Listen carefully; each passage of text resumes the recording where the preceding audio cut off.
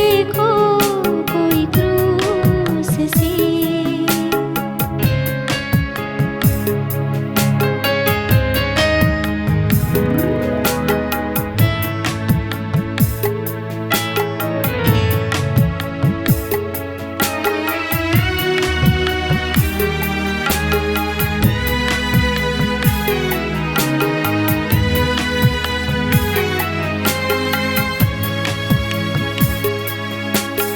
ताज का टोका हमने पहनाया, क्रूस पर भी है हमने चढ़ाया। ताज का टोका हमने पहनाया, क्रूस पर भी है हमने चढ़ाया। पाप हम सबका उसने उठाया, इसलिए वो दुनिया में आया। उसकी स्तुति करें, उसके गीत गाएं, उसको अपनाएं। देखो वो देखो कोई क्रूस से। देखो वो देखो कोई क्रूस से। हम सबको बुला रहा है।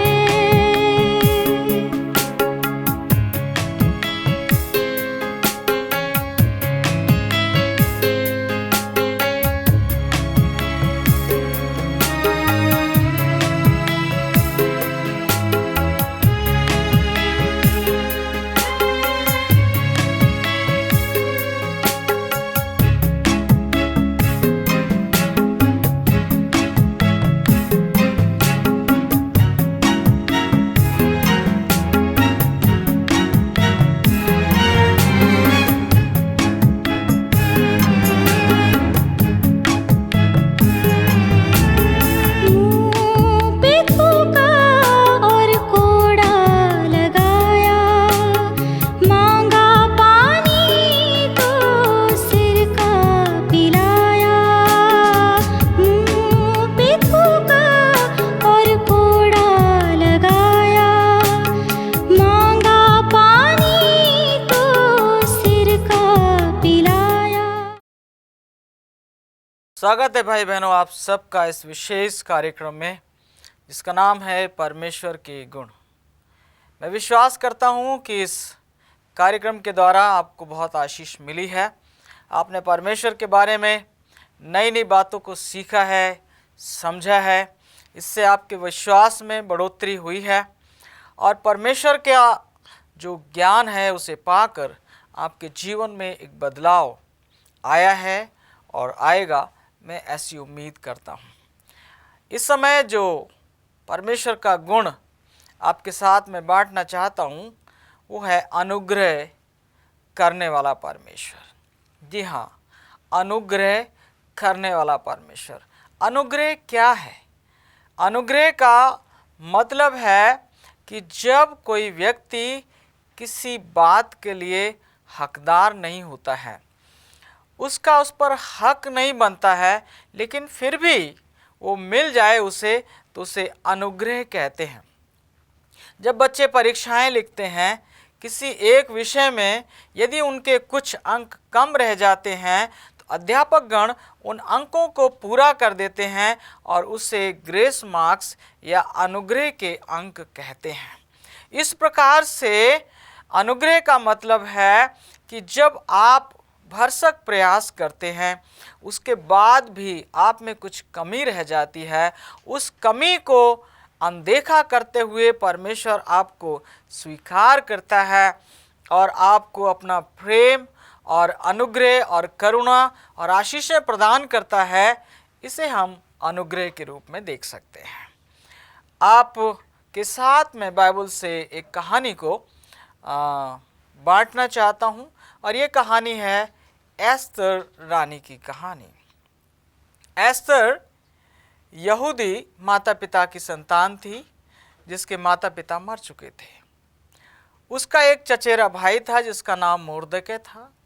मोर्दकै परमेश्वर का भय मानने वाला यहूदी था और उसने अपनी चचेरी बहन को अपनी बेटी के समान पाला, उसकी देखभाल की और उसकी रक्षा की और उसे इस योग्य बनाया कि वो बड़ी होकर अपने पांव पर खड़ी हो सके।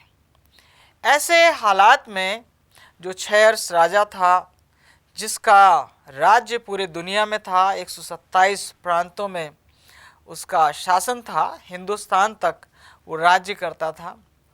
उसकी रानी थी, उसका नाम बस्ती था। राजा ने एक बार अपने सारे अधिकारियों को, सब लोगों को एक बहुत बड़ा भोज दिया, जो बहुत लंबे समय तक खान पान चलता रहा। हर तरह के व्यंजन जो हैं वो उनके लिए तैयार किए गए थे और जैसी जिसकी मांग होती थी उसी के अनुसार उसको खिलाया और पिलाया जाता था। भोज के अंतिम समय में राजा दाखरस दाख मधु पी रहा था। राजा के मित्र लोग, अधिकारीगण जो उसके प्रांतों के अधिकारी थे, वो भी उसके साथ दाख मधु पी रहे थे।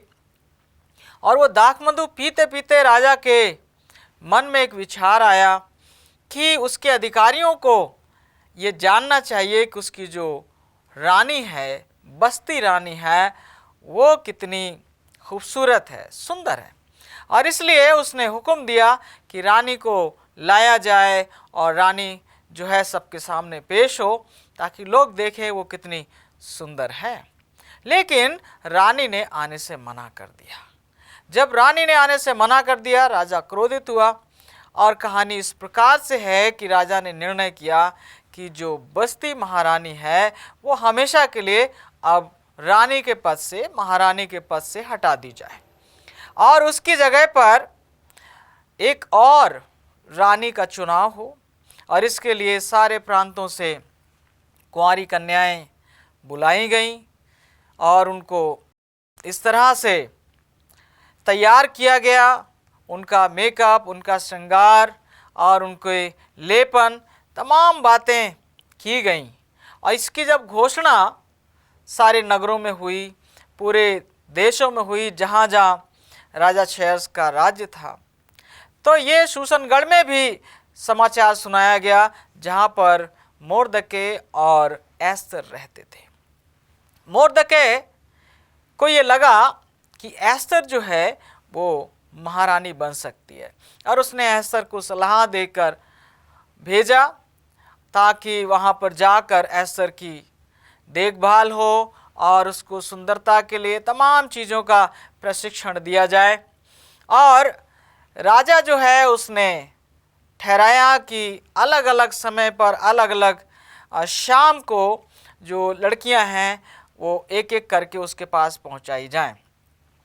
और सब लड़कियां जो वहां पर गई थीं, सब ने अपनी अपनी मर्जी से, इच्छा से वस्तुओं को लिया और राजा के पास वो गईं। लेकिन जब वो एस्तर का नंबर आया कि वो राजा के पास भेजी जाए, तो उसने कोई भी अतिरिक्त सामान नहीं लिया, किंतु जो उनकी देखभाल करने वाले लोग थे, जो उनका अधिकारी था, उसकी सलाह के अनुसार वो सीमित वस्तुओं को लेकर गई, साधारण वस्त्रों में गई जिस प्रकार से उसको बताया गया था। और जब वो राजा के पास पहुंची, तो मेरे साथ अपनी बाइबल को आप खोल लीजिए, देखना चाहते हैं कि राजा ने उसके साथ किस प्रकार का व्यवहार किया। एस्तर 2 अध्याय और उसका 17 पद जो है वो मैं पढ़ना चाहता हूँ।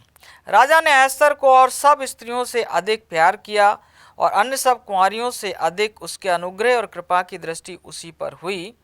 इस कारण उसने उसके सिर पर राज मुकुट रखा और उसको बस्ती के स्थान पर पटरानी बनाया। यहाँ पर हम देखते हैं कि एस्तर के ऊपर राजा के अनुग्रह की और कृपा की दृष्टि हुई और एस्तर को ये सौभाग्य मिला कि वो बस्ती के स्थान पर पटरानी बनाई जाए। मेरे प्रियो, एस्तर के ऊपर राजा ने अनुग्रह किया और बाद में कुछ समय के बाद ऐसी स्थिति पैदा हुई कि हामान नाम का एक अधिकारी था जो मोर्दके से चिढ़ता था, और उसने ऐसी योजना बनाई कि सारे यहूदियों को एक साथ समाप्त कर दिया जाए। सारे देशों में राजा की ओर से ये सूचना और आज्ञा दी गई कि एक निर्धारित समय पर, निर्धारित महीने के निर्धारित दिन में सारे लोगों को यह आदेश दिया गया कि उनके आसपास जितने यहूदी रहते हैं उनकी संपत्ति लूट ली जाए और उनको मार डाला जाए। ऐसे में रानी को ये जिम्मेवारी सौंपी गई। मोर्दके ने कहा कि हे रानी, जा और जाकर राजा से बातचीत कर, राजा को बता, क्योंकि हम सारे के सारे लोग जो हैं वो मार डालने के लिए बेच दिए गए। हामान जो है वो चाहता है कि सारे यहूदी मार डाले जाएं, और मोर्दके ने कहा मैं भी मार डाला जाऊंगा और तू भी मार डाली जाएगी, सारे यहूदी मार डाले जाएंगे। एस्तर रानी ने मोर्दके से कहा कि कोई भी राजा के पास अपनी मर्जी से नहीं जा सकता जब तक राजा उसको नाम लेकर ना बुलाए, और यदि कोई व्यक्ति वहां पर राजा के सामने जाता है राजा की मर्जी के बिना, तो यदि राजा अनुग्रह करके उसकी ओर अपना राजदंड बढ़ा दे तब तो वो बच जाता है, अन्यथा वो मार डाला जाता है। यहाँ पर एस्तर और उसके लोग जो हैं वो ये इरादा करते हैं कि वो 3 दिन तक उपवास और प्रार्थना करेंगे। सारे यहूदियों ने उपवास और प्रार्थना किया, और उसके बाद रानी जो है वो राजा के पास गई। राजा जहाँ बैठा था सिंहासन पर, उसके सामने वो गली में खड़ी हो गई, और राजा ने उसकी ओर देखा और अपना राजदंड उसकी ओर बढ़ा दिया। अर्थात राजा ने एस्तर रानी पर अनुग्रह किया, और इस प्रकार से एस्तर अपनी बुद्धिमानी के कारण अपनी सारी जाति को बचाने में सफल हो गई, क्योंकि राजा ने उस पर अनुग्रह किया। मेरे प्रियो, आज हम परमेश्वर के अनुग्रह के बारे में बातचीत करना चाहते हैं। हमारा परमेश्वर अनुग्रह करने वाला परमेश्वर है। परमेश्वर जानता है कि हम एक पापी संसार में रहते हैं, और कई बार हम नहीं चाहते हैं, उसके बाद भी हमसे गलतियां होती हैं, हमसे पाप होते हैं, हमसे गुनाह होते हैं, हमसे लापरवाहियां होती हैं, और फिर जब हम पश्चाताप करते हैं, जब हम परमेश्वर को पुकारते हैं, तो परमेश्वर जो है वो हमारी सुनता है और हम पर अनुग्रह करता है। आइए मेरे साथ आप बाइबल को खोलें। हम भजन संहिता की पुस्तक में चलेंगे और उसका 84 अध्याय का 11 पद जो है हम पढ़ना चाहेंगे। क्योंकि यहोवा परमेश्वर सूर्य और ढाल है, यहोवा अनुग्रह करेगा और महिमा देगा, और जो लोग खरी चाल चलते हैं उनसे वह कोई अच्छी वस्तु रख ना छोड़ेगा। यहोवा अनुग्रह करेगा और महिमा देगा। दाऊद कहता है यहोवा अनुग्रह करेगा और महिमा देगा। जो लोग खरी चाल चलते हैं, जो ईमानदारी से अपना जीवन बिताते हैं और फिर भी उनमें कमी और घटी रह जाती है, वो परमेश्वर के पास आते हैं, परमेश्वर की दोहाई देते हैं, तो परमेश्वर उनके लिए सूर्य और ढाल बन जाता है, उनकी रक्षा करता है और उन पर अनुग्रह करता है। वचन कहता है यहोवा अनुग्रह करेगा। यदि आप अपना जीवन परमेश्वर के हाथों में सौंपेंगे तो परमेश्वर आप पर अनुग्रह करेगा। परमेश्वर आपके द्वारा अपने नाम को महिमान्वित करेगा। मेरे साथ आप इफिसियों की पत्री में चलें। हम 2 अध्याय और 8 पद पढ़ना चाहेंगे। इफिसियों की पत्री और उसका 2 अध्याय का 8 पद हम पढ़ना चाहते हैं। लिखा है, क्योंकि विश्वास के द्वारा अनुग्रह ही से तुम्हारा उद्धार हुआ है, और ये तुम्हारी ओर से नहीं वरन परमेश्वर का दान है। यहाँ पर लिखा है विश्वास के द्वारा अनुग्रह ही से तुम्हारा उद्धार हुआ है। जी हाँ मेरे प्रियो, हमें से कोई भी धर्मी नहीं है, हम सब पापी हैं। लेकिन परमेश्वर ने अनुग्रह किया कि हमारा उद्धार हो सके, और इसके लिए उसने क्या किया, अपने इकलौते बेटे को इस दुनिया में भेज दिया, जो मेरे और आपके पापों को अपने ऊपर लेकर सलीब के ऊपर बलिदान हो गया। जब हम इस बात पर विश्वास करते हैं कि मसीह हमारे पापों को लेकर बलिदान हुआ, तो परमेश्वर हम पर अनुग्रह करता है और हमारे पापों को वो क्षमा करता है और हमारा उद्धार हो जाता है, अर्थात हमारे पाप क्षमा हो जाते हैं और हम परमेश्वर के बेटे और बेटियां बनने का अधिकार और सौभाग्य प्राप्त कर लेते हैं। मेरे प्रियो, यहाँ पर हम देख सकते हैं कि हमारे उद्धार में, हमारी मुक्ति में अनुग्रह का बहुत बड़ा हाथ है। मसीह हमारे लिए बलिदान हुआ, लेकिन अगर परमेश्वर अनुग्रह ना करे तो मसीह के बलिदान और हमारे विश्वास, इन दो बातों के द्वारा भी हमारा उद्धार नहीं हो सकता। परमेश्वर का अनुग्रह बहुत ही आवश्यक है और ये कामों के द्वारा नहीं है। कोई अपने कामों के द्वारा या आज्ञा पालन के द्वारा उद्धार प्राप्त नहीं कर सकता। उद्धार प्राप्त करने के लिए हमें यीशु मसीह पर विश्वास करना होता है, तब परमेश्वर हम पर अनुग्रह करता है। मेरे साथ आप कुरिन्थियों के दूसरी पत्री और 12 अध्याय और उसके 9 पद में चलें। दूसरा कुरिन्थियों 12 अध्याय 9 पद, पर उसने मुझसे कहा, मेरा अनुग्रह तेरे लिए बहुत है, क्योंकि मेरी सामर्थ निर्बलता में सिद्ध होती है। इसलिए मैं बड़े आनंद से अपनी निर्बलताओं पर घमंड करूँगा कि मसीह की सामर्थ मुझ पर छाया करती रहे। मेरे प्रियो, यहाँ पर पौलुस जो है वो अपने बारे में बताता है। वो कहता है कि कहीं मुझे घमंड ना हो जाए, प्रकाशन जो मुझे मिल रहे हैं उसकी वजह से मेरा मन ना फूल उठे, इसलिए मुझे एक ताड़ना देने के लिए वो कहता है मेरे शरीर में एक कांटा चुभोया गया है, और उस कांटे के विषय में उसने 3 बार प्रार्थना की। पौलुस ने 3 बार परमेश्वर से प्रार्थना की, हे परमेश्वर इस कांटे को मेरे शरीर से निकाल दे, हे परमेश्वर मेरी इस पीड़ा को, मेरी इस परेशानी को दूर कर दे। लेकिन परमेश्वर ने उसकी पीड़ा को, उसकी परेशानी को दूर नहीं किया, बल्कि उससे कहा कि मेरा अनुग्रह तेरे लिए पर्याप्त है। क्या मतलब है इसका? इसका मतलब ये है कि मेरे प्रियो, जिस संसार में हम रहते हैं, इस संसार में अगर परमेश्वर की इच्छा के अनुसार हमें पीड़ाओं को उठाना पड़े, हमें परेशानियों का सामना करना पड़े, हमें किसी दुख या बीमारी या तकलीफ से या मौत से होकर गुजरना पड़े, तो ऐसी स्थिति में परमेश्वर हम पर अनुग्रह करता है। परमेश्वर हमें बल देता है, परमेश्वर हमारी शक्ति को बढ़ा देता है, और उस शक्ति के बढ़ जाने से हम जो हैं वो परेशानियों में भी परमेश्वर का कार्य करने पाते हैं। परेशानियों के दौरान भी हम परमेश्वर की आज्ञाओं का पालन कर पाते हैं, उसकी सेवा को हम पूरा कर सकते हैं। वो कहता है कि मेरा अनुग्रह तेरे लिए पर्याप्त है।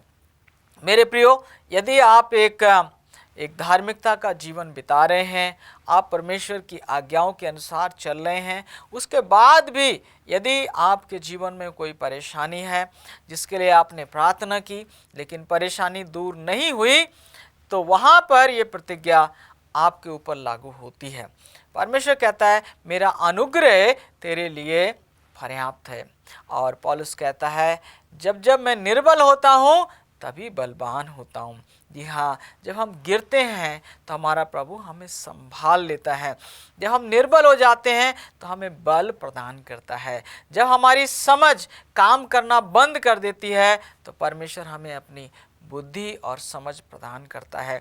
इसे हम परमेश्वर के अनुग्रह के रूप में देख सकते हैं। हमारा परमेश्वर अनुग्रह करने वाला परमेश्वर है। हमारा परमेश्वर हमें संभालने वाला परमेश्वर है। हमारी कमी और घटी को पूरा करने वाला परमेश्वर है। वो ऐसा परमेश्वर है जो नहीं चाहता कि हम में से कोई भी नाश हो, बल्कि ये कि हर एक को मन फिराव का अवसर मिले। क्या आप अपने जीवन में कामयाब नहीं हो पा रहे हैं? क्या भरसक प्रयास के बाद भी आपको सफलता नहीं मिल रही है? मेरे प्रियो, परमेश्वर की ओर देखिए, उससे प्रार्थना कीजिए, उससे अपना संबंध स्थापित कीजिए और उसको पुकारिए। परमेश्वर आप पर अनुग्रह करेगा, परमेश्वर आपको संभालेगा और आपको विजयी करेगा, क्योंकि वो अनुग्रह करने वाला परमेश्वर है। परमेश्वर ने पौलुस पर अनुग्रह किया, वो आप पर भी अनुग्रह करेगा। मेरे प्रियो, मेरे साथ आप गलतियों की पत्री 2 अध्याय और 21 पद में चलें। यहाँ पर हम अनुग्रह के विषय में और अधिक सीखना चाहते हैं। मैं परमेश्वर के अनुग्रह को व्यर्थ नहीं ठहराता, क्योंकि यदि व्यवस्था के द्वारा धार्मिकता होती तो मसीह का मरना व्यर्थ होता। पौलुस कहता है, मैं परमेश्वर के अनुग्रह को व्यर्थ नहीं ठहराता। जी हाँ, कौन से लोग हैं जो परमेश्वर के अनुग्रह को व्यर्थ ठहरा देते हैं? परमेश्वर का अनुग्रह सारी मानव जाति के लिए है, लेकिन फिर भी सारी मानव जाति परमेश्वर के राज्य में नहीं पहुंचेगी।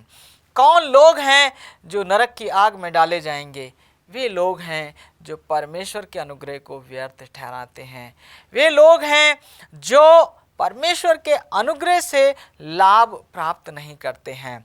वो कौन कौन से लोग हैं? वे लोग हैं जो सोचते हैं कि हम अपने कामों से, अपनी धार्मिकता से, अपने भले कार्यों के द्वारा, अपने दान देने के द्वारा, या मंदिर या मस्जिद बनवाने के द्वारा, या तीर्थ यात्राओं को करने के द्वारा, या फिर और ऐसे भले भले काम करने के द्वारा वो सोचते हैं कि हम जो है उद्धार प्राप्त कर सकते हैं। मेरे प्रियो, बात ऐसी नहीं है।